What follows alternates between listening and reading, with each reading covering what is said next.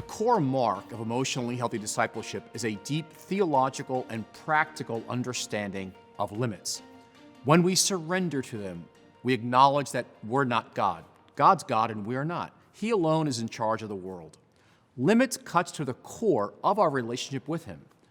But the challenge is that almost everything in the messaging coming from the wider culture resists this very countercultural truth that's so clearly in Scripture.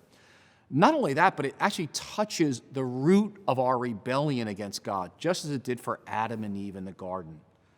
Think about it with me. Adam and Eve's original sin was to defy and cross God's gift of limits. God gave them enormous freedom in the garden, but then without explanation, He set a boundary. He says, you must not eat from the tree of the knowledge of good and evil. And God wanted Adam and Eve to trust and surrender to His love and goodness. But rather than receive that limit, Adam and Eve chose to violate God's gift of limits, and the consequences of that choice remain with us to this day. In fact, when Jesus was tempted 3 times by the devil in the wilderness, He trusted in the Father, but that required embracing limits. He didn't turn the stones to bread, He didn't jump from the highest point of the city, and He did not avoid God's path of suffering and the cross to save the world immediately. Limits. Receiving this gift requires that we ask the question, what limits do I need to receive and submit to joyfully as God's invitation to trust Him? Now, to discern God's will around our limits, we've got to identify what are our unique personal limits. What do they look like? So I list 6 key areas in the chapter. The first are, what are the limits of your personality and temperament? For example, do you get more energy from being with people as an extrovert, or do you get more energy from being with yourself as an introvert? Are you more spontaneous or creative, etc., etc.? Then secondly, what are the limits of your current season of life? There are seasons when you may be needed to be at home with small children. There are seasons of a crisis or external crises. There are seasons for intensive studying, seasons of grief and loss.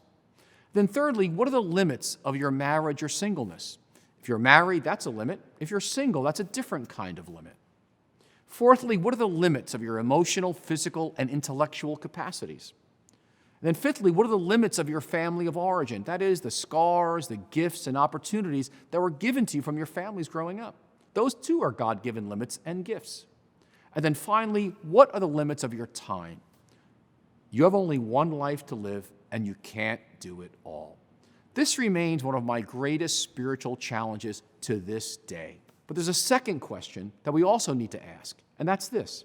What are the limits that God is asking me to break through by faith for the sake of His name in the world? Now, we see a number of these in Scripture, like Abraham and Sarah having children at 190 years old, or the 12 disciples, or Mary, the mother of Jesus, just to name a few. But I then close the chapter by moving to a few applications of what does it look like to embed a theology of limits in the church as a whole, as a culture.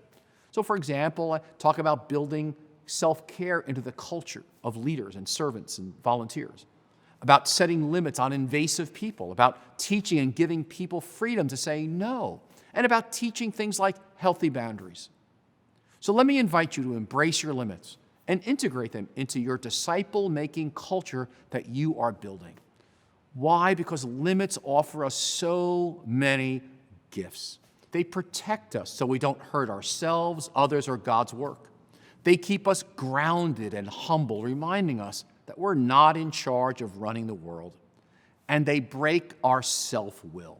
They're God's means to give us and our ministries direction, if we will listen. Limits really are one of the primary ways that we grow in wisdom. And perhaps most importantly, limits are places we encounter God in ways that would otherwise be impossible.